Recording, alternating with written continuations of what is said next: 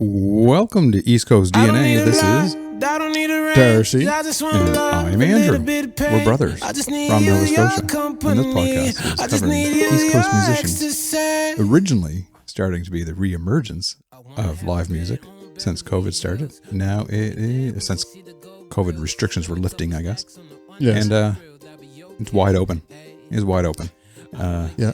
Last week we had a super episode with nominees for Rock Performance of the Year. Correct? That's what it was. Recording. Rock Recording of the Year. Same difference at this point. Yeah, I think it's the same. And we released a 2-hour episode. This week we're cutting it up and we're going Monday to Friday. So what's the theme this week, Darcy?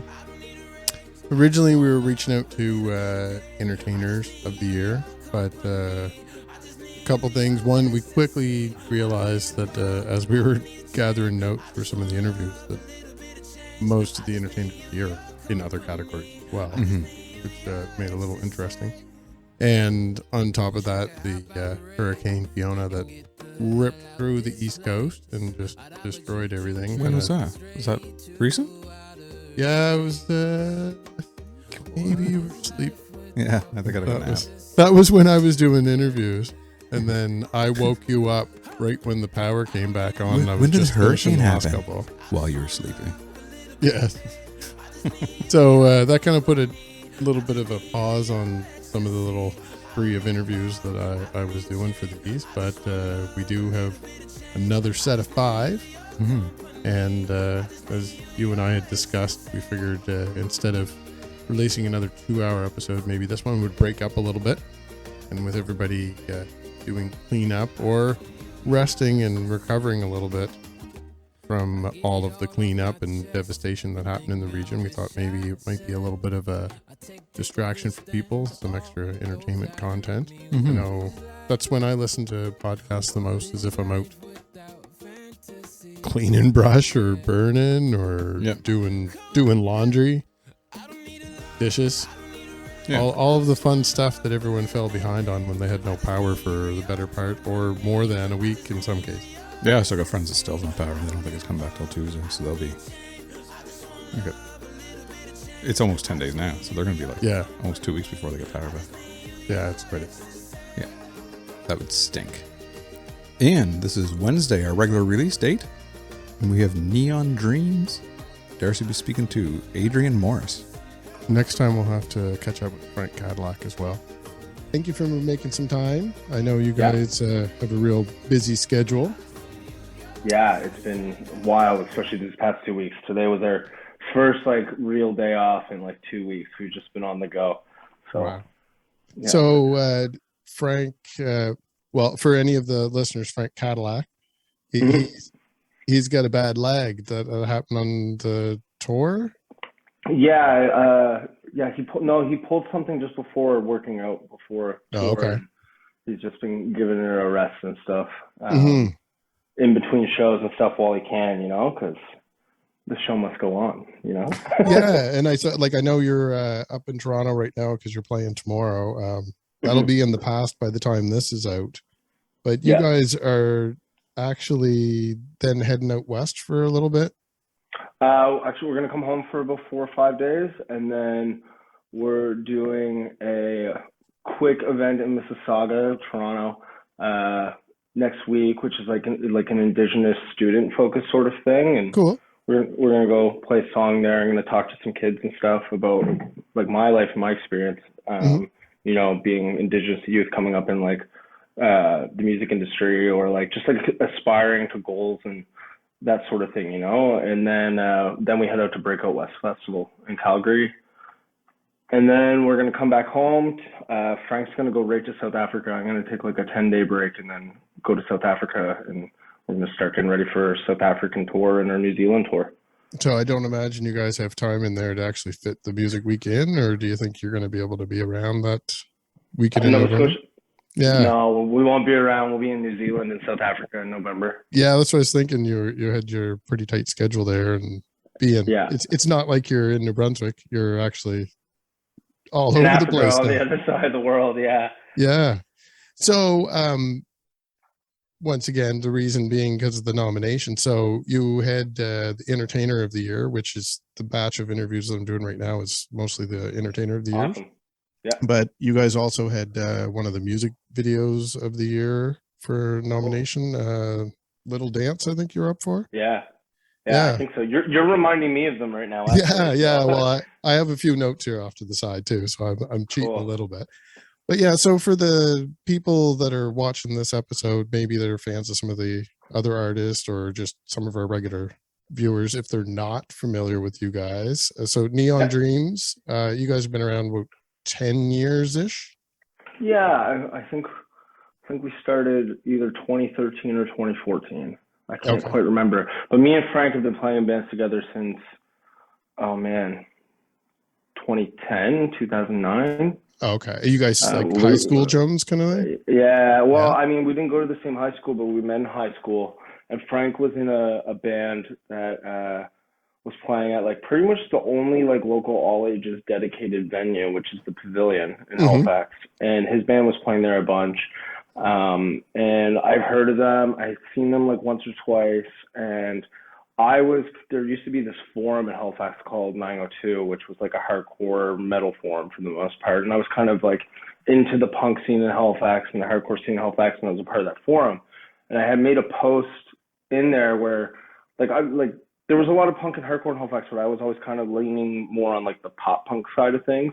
Sure. And I've always been someone that like listens to like all genres of music as long as they pop lean a little bit, as long as they have some pop songwriting appeal behind them. Yeah. So and you're a Halifax guy too. Like you were raised up through Halifax. So I find that there's a lot of that in the Halifax. Like even the indie rock scene is very pop centric. Like there's lots of punk and there's lots of metal and stuff around too. But the stuff that raises the top is that pop.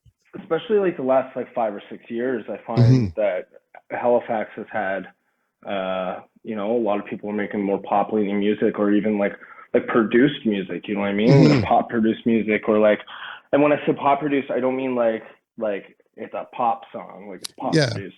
I mean like bringing in the electronic elements that really lift a track. Like a good example of that would be like a band like Kids Losing Sleep in Halifax, where they're essentially they started off, they're like a pop rock act, but they're produced like electronically. So there's those pop elements within it, So like I feel like in the last 5 to 6 years, especially where like creating pop music has become more and more accessible every single day, it becomes more accessible. I mean, like there's artists now that are massive making songs on iPads, you know what I mean? Yeah, for sure.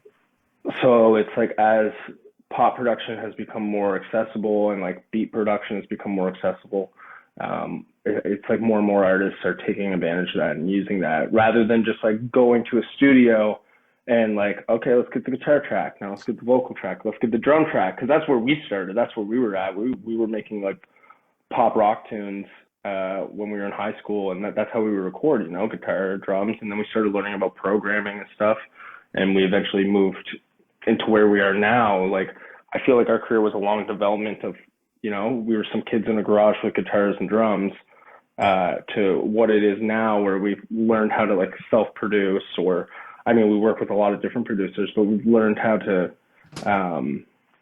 create our music on our own. Those garage band rock days, we were going to recording studios, and you'd have to rely on paying for studio time, how much money you got for how much time, and all that stuff. I mean, now you can fully produce a song on your laptop as long as you can plug a guitar and a mic in, For sure. So were you playing in a band back then yourself, or you? No. So I was on that forum I was talking about, like that punk rock, like hardcore forum, and I had typed in on like the looking for bands page. I was like, I want someone to make music like Blink-182 or Yellowcard or Sum 41 or Rise Against, and everybody in that forum, they're like very like more into like the hardcore punk world. Sure. Like everybody's like Minor Threat influence, like Black Flag and all that stuff. And people were like, maybe try looking somewhere else, because I don't think you're going to find that here. But one of my friends that was in that forum knew Frank and Frank's band. And when it came time that they had lost their drummer and looking for a drummer, he had sent over some YouTube links to them. He's like, I think this is a good fit for you guys, because you guys are kind of what he was just posting about in the forum. And that's kind of how I met Frank. The first day I had met Frank, and Matt, who's now our manager, he was our guitar player when we were in like high school and stuff. Okay. Actually, at the beginning of the band, when Neon Dreams started, he was still playing in the band. But I had met them both at a rehearsal space in Halifax called Rockopolis. Well, then it was called Rock Garden. But I had met them there, and I've seen Frank at least once a week. Now it's more like every single day since then. And I work with Matt on a daily basis, you know? So like it all started from one day I walked into a room with those guys, and we've been best friends ever since. And I get to work and make music with my best friends in the world every day. Yeah, and I'm assuming based with the tour schedule and everything, like this is what you guys are doing full time. Like this is yeah. Like, we all made like kind of like a collective decision. Like it must have been, what year is it? 2022. I would say around like 2015, when around the time we were putting out our first album and we were getting our first song ever on radio, we were all like, okay, we got a song on the radio now. We should probably like try to take this on full time. And when we first started doing that, we had no idea how to make any money, and we had no idea what to do. I mean, we had a song on radio, and we weren't like getting booked on anything or anything like that because we just accidentally landed on radio. Yeah. So you guys have a history of that. Like it seems like I'm aware of you guys. Well, I'm in the Glasgow, so I mean, you guys have played here, and so. Yeah. But it's just like when you guys, like 10 years ago is a while, I guess, but it just seems like you just all of a sudden were a band that was booking gigs and people knew who you were. Right. Like well, from my point of view, I knew who you were from the Glasgow, but then immediately everybody everywhere else knew who you were. Right. So it's not like you were a Pictou County band. Right? You were right integrated with all the people that I know that I see all the time. And then immediately I'm seeing you on like CBC articles, and your videos are getting play, and like you guys were just your friends managing it, and you have your own record label. Is that right? Yeah. Our friend that used to be in the band is managing it. We also have another manager, so we got two managers.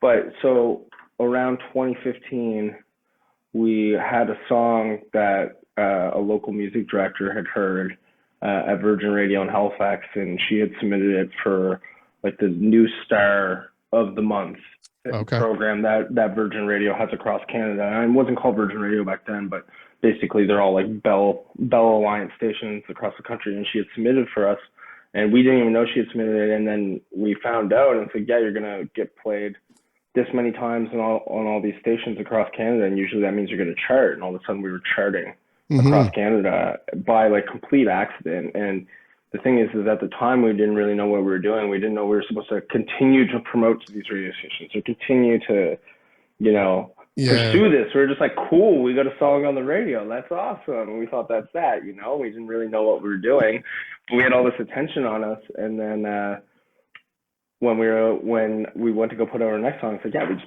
put out the song and hope radio picks it up.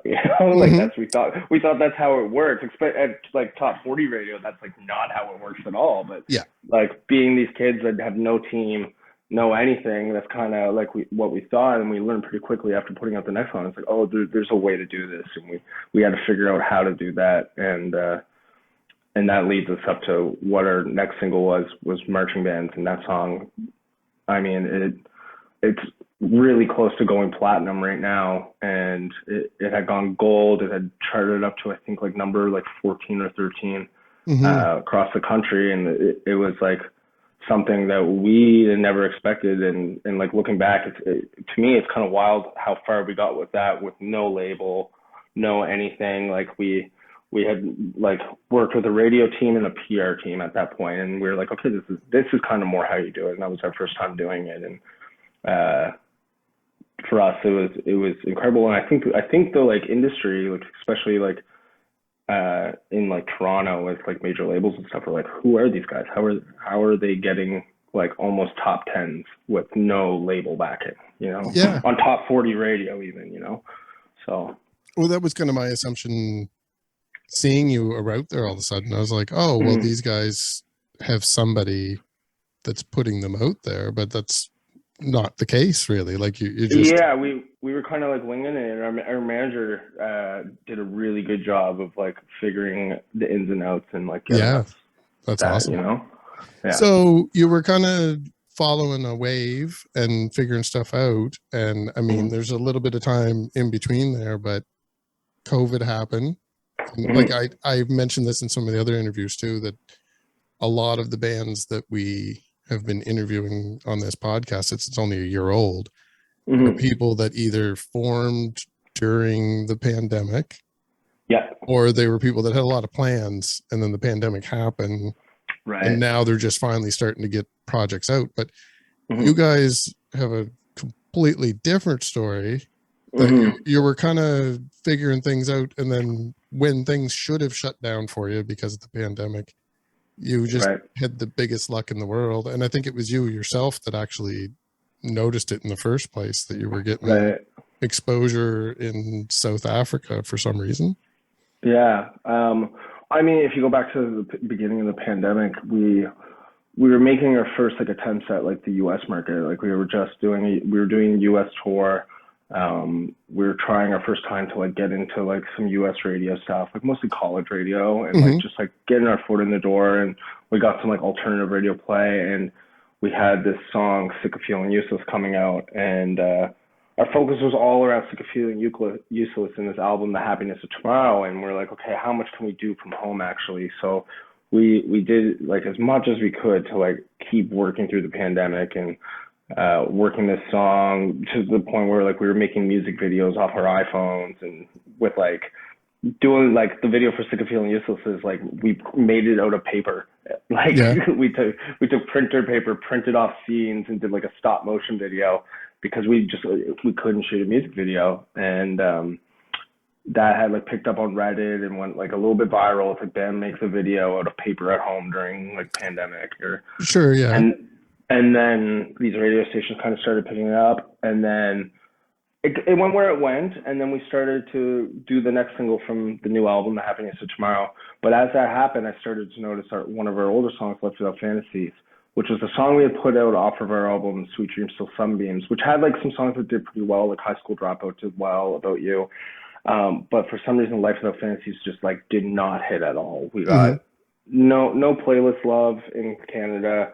Like with streaming, or like no one really had picked it up. Like our fan base wasn't like, this is a great song. We were really proud of this song, and it didn't really go where we thought it was going to go. And we were like, okay, move on to the next. And then we had the album The Happiness of Tomorrow. But then during the pandemic, this song, all of a sudden its streams start going up, and I kind of noticed it, and I'm like, okay, this has happened before. Like some random country across the world like streams a song a little bit, might get a few thousand streams, and then it like dies off. Maybe just like some friends have been playing it at a party and they're into it for like a week or so or whatever, and then it kind of goes away. And that's what I thought was happening on the first week. But come this third week, I was like, no, this isn't stopping. This is still going. And at this point, it's all just like what I'm seeing with like Spotify stats. And then we start to see people tagging us in it. And then we start to see hundreds of people a day tagging us with them living their lives in South Africa. Just applying the song to like everyday things they're doing, like on the beach, climbing mountains, like whatever it is. There's like small gatherings, because mind you, it's still COVID, small gatherings and stuff like that. And the song is playing, and it just grows to somewhere we didn't even know. The amount of love we're receiving, and like our messages and people embracing it and saying you have to come to South Africa, it became like, whoa, we've never received this kind of love even here in Canada. Like we've had songs that have done well, but we haven't had this like connection with fans. Like we haven't had this sort of, people coming up to us saying you're helping me get through this pandemic, or like you're getting me out of this dark time with this music and the song, it's healing. And that's something that we've always strived to do with our music. And it actually just happened in South Africa. That's what the goal was to create with this band, is to create a fan base, that we're connected to really well, and we're making music that's making an impact in their lives. And it finally happens in this country across the world, in South Africa. So the song blows up, it goes really big, and then it keeps going more and more and more. Frank had done this video where he plays ukulele and he thanks them for like all the love, and then they're all begging for a ukulele version, and then the song comes out, the ukulele version, and it's even bigger, and then it just keeps going and going and going. So we start telling people in like interviews, we're going to come to South Africa. It's going to happen. We don't know when, but it's going to happen. We are going to come. And we started making plans to come. And when it finally came time for us to be able to go, and they're like, it was small at first because the way they did their COVID restrictions and stuff, it was a capacity based. It was like, okay, you can now do 250 people indoors, you know, and you can do whatever. It's just lock it off at 250. And then, so we announced a 16-day tour, 250 people max, small venues. We're going to come do it and, you know, play in South Africa. And then I think it was like a week before tour. Well, that sold out immediately. The 16-day tour sold out in one day when we announced it. And then I think it was like a week or 2 weeks before tour, they changed the rules to 500 capacity at a venue. And then we were able to bump everything up to 500 cap. And again, it all sold out right away. And the love we had felt that when we had got there and starting to be a part of it, it was like nothing I can describe. It felt like the real moment that what we had set out to do with this band is happening, you know? Yeah. I watched some of you have a whole video series, like a little tour log. I watched most of it actually, and like you can I can only imagine being there, but even from the video, like it looked like pretty surreal. Like totally, it's crazy to think that you're the same band that I can walk down the street and see at New Year's or something like and you're there. Like it was just so quick. I mean, it wasn't because like the song started blowing up in August 2020. We didn't actually go tour there till May 2021. Yeah. So okay. It's a lot of work to get there. I really think, well, it was just because we couldn't go there. You know? Yeah. And I think the biggest thing that got us through COVID, because you're talking about like other bands that have been on here where they just had to pause everything. Yeah. Or they were trying to keep it sustained before they launch a new project when things start going again.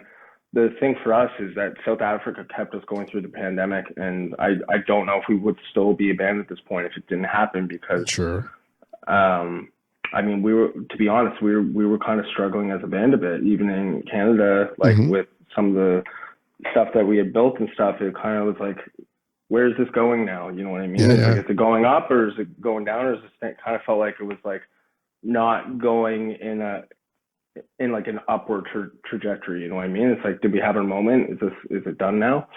And then this happened, and it totally changed everything for us, you know? It's like, we have all these fans that are like, you helped me get through the pandemic, or you helped me get through this. And it's like, no, like, you guys really helped us, because we might not have been a band anymore if it wasn't for South Africa and our now, fan base there.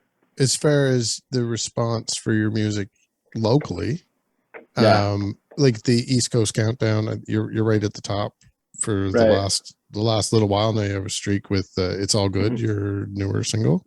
Yeah.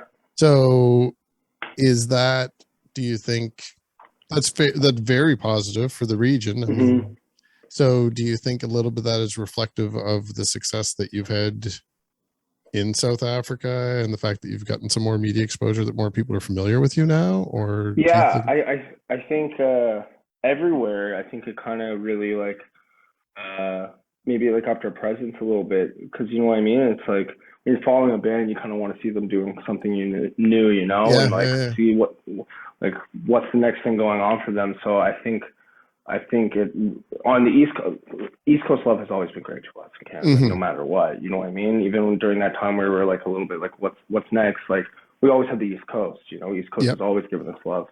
And I think the East Coast and the rest of Canada too, seeing us go over and tackle this new country, I feel like people felt like a sense of pride, you know? It was like they are from the East Coast of Canada, and they're doing it, you know, like over in a different country, they've broken in somewhere else. And for people us, like to see that you're doing good, and then they want to support you, that you're in their mind. They want to support you while you're out there, and you're doing stuff. Especially like local bands, you know, like when I see that a local band has blown up and done something different or bigger, or an artist, or I get excited. I'm like, that's so cool, because on the East Coast of Canada, as like a collective, everybody gains from that, you know? Oh yeah.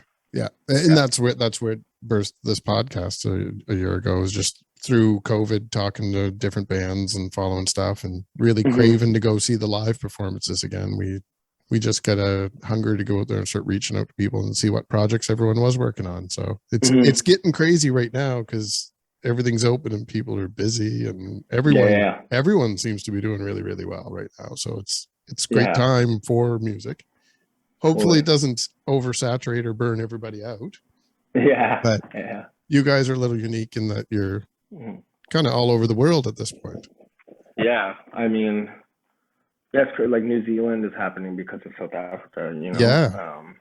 Like that's we wouldn't be going there because of that. We toured Europe in the fall. That might not have happened if it wasn't for the South Africa thing, because it was an artist we had met online that we went and toured with, and he wanted to bring us on his European tour, and we bring him on our South African tour, you know? So like, I think a lot of things start like it's like a little bit of a snowball effect, you know? Yeah. It's like New Zealand, it's a South African music festival, and it has a focus on South African music. We're not South African, but there's a lot of parents with kids over there that like want to see their bands that they grew up in South Africa, and then they got kids that like are still connected to their friends at home, and they're like, oh, the new band, because like a lot of our fan base is like pretty young. They might be like, oh, this band that my friends at home are talking about, I get to go see them, you know? So that's awesome. And I'm assuming that there's a new album in the works too. Yeah. So are you writing songs while you're on tour, or are the songs written and you're recording? We've been kind of writing and recording between Halifax and Cape Town. We've been working with producers over there, writers over there. You know, we're really collaborative with our writing process. So we like to like bring other artists in the studio with us to get their take on it. Like Little Dance is featuring an artist named Josie, but he's actually like worked a lot on our album with us. You know, just in the studio with us, helping us write. And then there's this amazing producer. His name is Dolph Williamson, and he's been helping us with production stuff over there too. You know, because like me and Frank produce ideas and stuff, but we like to get inspiration from other people. I feel like the best creative stuff is collaborative. You know. Oh yeah, absolutely. Yeah, it seems to be the case. So you've got a busy rest of the year touring and a new album coming out, so hopefully you're not blowing up so much that you can't still come down and play around. We already got plans for when we're going to be in the East Coast doing shows next. There you go. Perfect. I guess I won't see you at Music Week, but I do want to at least wish you congratulations on the nominations, and thank you so much. We'll be keeping an eye out at the award show to see how you guys do there too. And cool. I guess good luck with the rest of the year, and I'll have to keep an eye out for maybe a album launch or a return.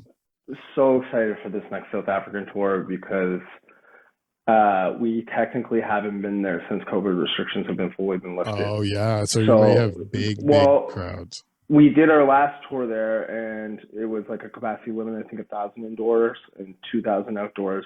And the very last show on our last tour, they had just lifted all restrictions. Yeah. And it was supposed to be 2,000 people, and we just opened the gates because it was a big outdoor field show, and like 8,000 kids showed up. Wow. So, yeah. And that's like first day. That's first day of restrictions like coming out. Yeah. So like, I think it's going to be pretty crazy. And we're on some festivals that are like pretty big, and I think it's going to be like a whole new life-changing experience.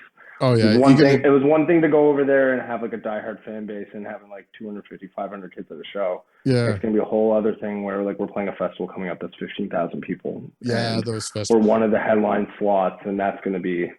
Yeah. I keep talking about this festival because I'm so excited for it. Oh no, that's one thing. Like when you were saying about, we were talking about being successful overseas and then coming back. I know as a music fan, Danko Jones years ago used to be quite verbal about that in his interviews, that Right.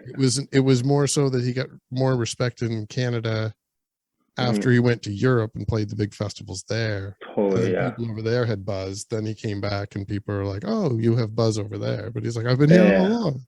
I've noticed a bit of that coming back too, Yeah, no, that's it's always interesting, but I mean, it's all good. New fans are new fans. It's all good. Take the time you need. Makes a better homecoming and everything. Yeah, no, that's awesome. Well, like I said, I'm hoping to catch you when you guys are back on the East Coast again. And best of luck with the touring. And stay safe, because there is still a lot of stuff going on out there. But totally. Hopefully, you guys seem to know what you're doing now. Anyway, I'm sure you got all the protocols down packed. Yeah. All right. Well, maybe when you're back, we'll catch up again. Absolutely. Thank you so much. Yeah. Thank you. And there you go. If you guys want to follow us, we're available many locations. Not very busy in every location, but we're available. And you can find us in the Linktree link down in the show notes, or wherever you're watching this or listening to this. If you go below it, there's words. The words will be there, and you can click on the thing, and it'll take subscribe. You to the post. Subscribe on YouTube or your favorite Smash the like button. Subscribe. Yes. Hit the bell. Ding. And we do not know what the next one's going to be after the series, so definitely subscribe so you can keep track of it. Yes. And let us know if you think we should do something different. Let us know if you find out what we're doing next. When you find out, let us know, so we are in the loop. Anyway, thanks for listening. It's a busy week, and we'll catch you either tomorrow or in a couple weeks or on Monday, depending on what day you listen to this episode, because we're honestly recording the outro and just copy and pasting it all through the week. Keep rocking. Bye again. Bye. Sweetest summer Sundays, swimming in your eyes. Beautiful complexions, my beautiful disguise. Tell me all about your story. Tell me all the things you like. I know you like to party. Guess I'm going out tonight. I don't wanna dance, but you're making me dance. Yeah, I don't wanna dance, but you're making me dance. Yeah, I don't wanna dance, but you're making me dance. Yeah, I don't wanna dance, but you're making me. I don't wanna dance, but you're making me dance. Yeah, I don't wanna dance, but you're making me dance. Yeah, I don't wanna dance, but you're making me dance. Yeah, I don't wanna dance, but you're making me. All good. Take the time you need. It's all good. Ain't no recipe. It's all good. Be what you wanna be. It's all good. It's all good. I don't wanna dance, but you're making me dance. Yeah, I don't wanna dance, but you're making me dance. As moody as the moonlight and all the things we fight. Should I try and kiss you? I think I just might. I could leave in the morning or stay another night. Guess it doesn't matter. We're just passengers alive. I don't wanna dance, but you're making me dance. Yeah, I don't wanna dance, but you're making me dance. Yeah, I don't wanna dance, but you're making me dance. Yeah, I don't wanna dance, but you're making me. I don't wanna dance, but you're making me dance. Yeah, I don't wanna dance, but you're making me